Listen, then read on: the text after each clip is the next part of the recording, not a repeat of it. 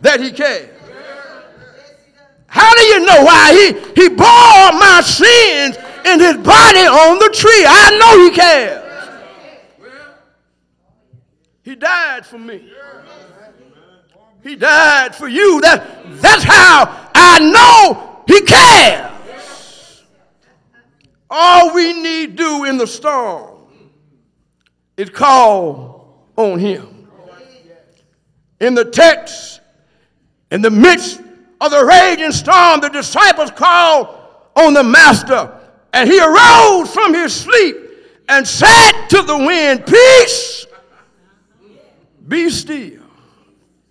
And the Bible says the wind ceased, and there was a great calm. Now there was earlier a great storm, but when Jesus rises from sleep and says to the wind, "Peace, be still," all of a sudden there's a great calm. Dr. Godspeed translates peace, be still, as hush. And he said that is hush like a mother talking to her child. When Jesus said hush, the lightning stopped zigzagging and retreated to its hiding place. When Jesus said hush, the wind stopped shouting and went back to its resting place. When Jesus said hush, the sea stretched out, as Gardner Taylor put it, like a pet before its master. Jesus said hush, and all the elements obeyed because they knew his voice. They remember way back when the Lord said, "Let there be." They were familiar with his voice. So when the wind heard Jesus say, "Peace, be still," they recognized his voice. And when they recognized his voice, they obeyed his command. But notice, if you will, the words of Jesus to his disciples after he had calmed the storm in verse 40. "Why are ye so fearful? How is it that ye have no faith?" According to Jesus, they were afraid because they had no faith. Now, they should have had faith. Why do you say that you had? Because the text tells us, Jesus' question, "How is it that you have no faith?" suggests that his disciples should have had faith. He wouldn't have asked them why they didn't have faith if it had not been that they should have had faith. They had seen and heard enough already to have faith in the Lord. They had heard his doctrine. They had already seen the Lord cast out unclean spirits. They witnessed that the Lord healed Peter's mother-in-law of fever.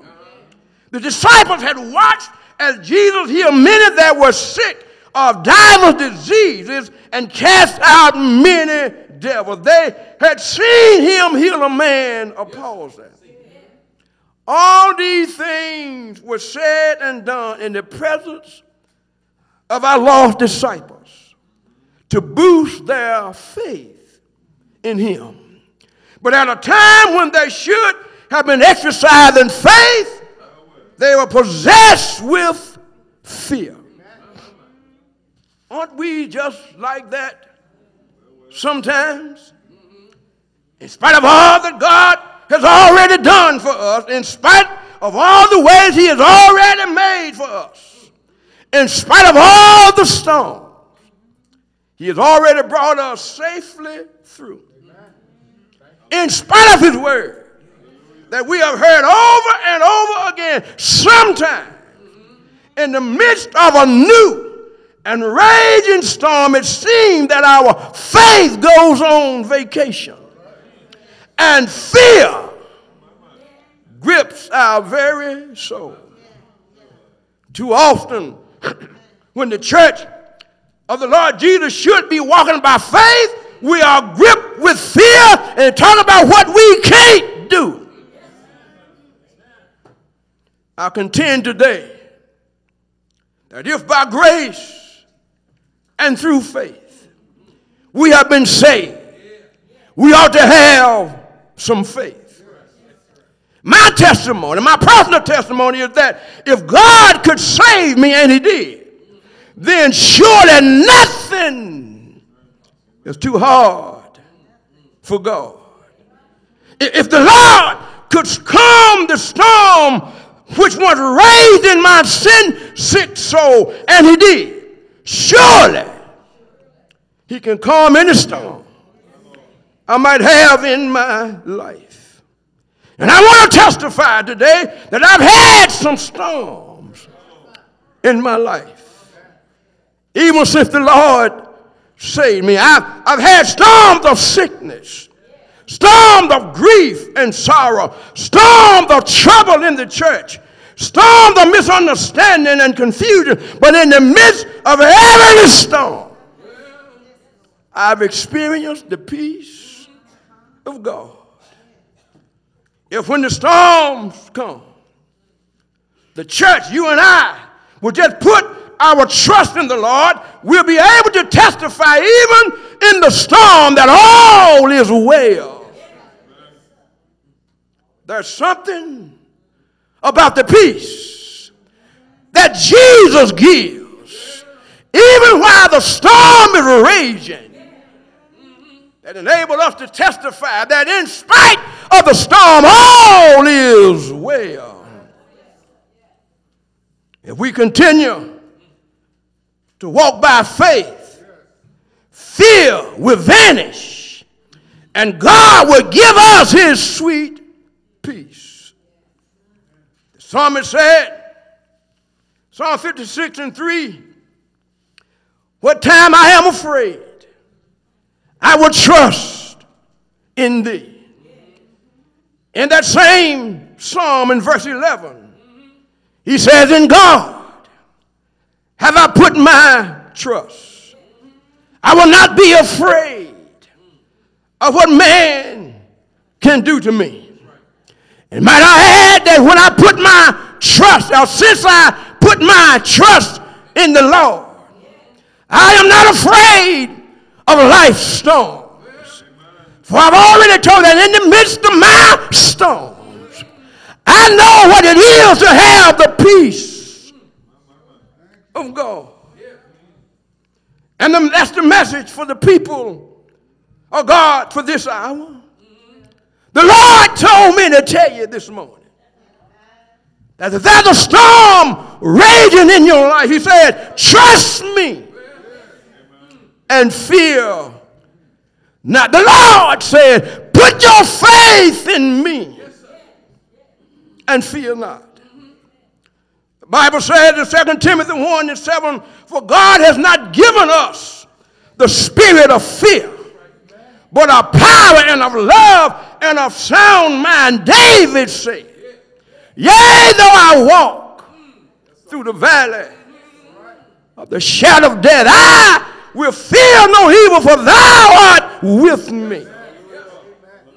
Thy rod and thy staff, they comfort me. I have put my trust in the Lord. Therefore, there is no need to fear. And Robert Louis Stevenson's story of a storm as I close, he describes a ship caught off of a rocky coast, threatening death to all on board. Terror at its worst raged among the passengers. They were terror-stricken. But one man mustered up enough courage to make a passage to the pilot house. When he got to the pilot house, he saw the pilot lashed or tied to his post with his hands on the wheel, turning the ship little by little into the open sea. When the pilot saw the terror-stricken face of that brave passenger, he smiled at the passenger. And when the pilot smiled at the passenger, he rushed back to the deck below. And he said, I've seen the face of the pilot. And he smiled at me. And then he said, all is well. I've come to tell the church today that Jesus, our pilot, had lashed himself to his post. He is tied to us for all eternity. The Lord promised never to leave us, nor to forsake us. And every time a storm comes up in my life, I just look at my pilot. And when I look at my pilot, I see an encouraging smile on his face. And when I see that smile on his face, it tells me that all is well. He has his hands on the wheel. His hand is on the wheel of my life. And little by little, he is turning the life, my ship, out into the sea, away from the storm. Little by little, we turn by turn. My pilot is navigating my life. And when the winds are blowing, my life is in his hand. When the lightning is flashing, my life is in his hand. When the thunder is roaring, my life is in his hand. When the rains are falling, my life is in his hand. And he has assured me that one of these days we're going to dock safely on the other shore. Hold on. Hold on. When the storms rage, hold on. When the lightning flash, hold on. Jesus, I said Jesus. Jesus is the captain. He got it all in control. And I'm satisfied. I'm satisfied that one of these mornings I'm going to wake up safely on the other side. Yeah. Yeah. Yeah. It's all right. It's all right. All is well. All is well. All is well.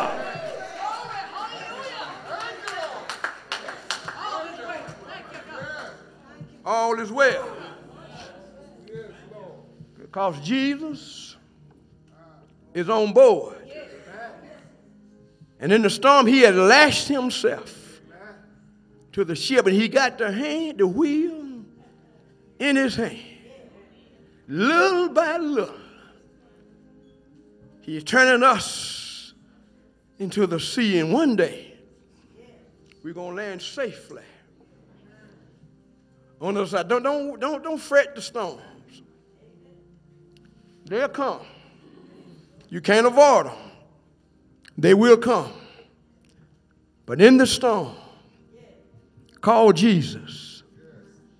Call Jesus. And he'll give you peace as we stand in the midst of the storm. You'll be able to testify that all is well because I've seen the face of Jesus. And he assured me that in spite of the storm, all is well. That's my assurance today. All is well. That's my testimony. All is well. Storms, great storms, but still all is well. Because it is well with my soul. His name. Is there one here today?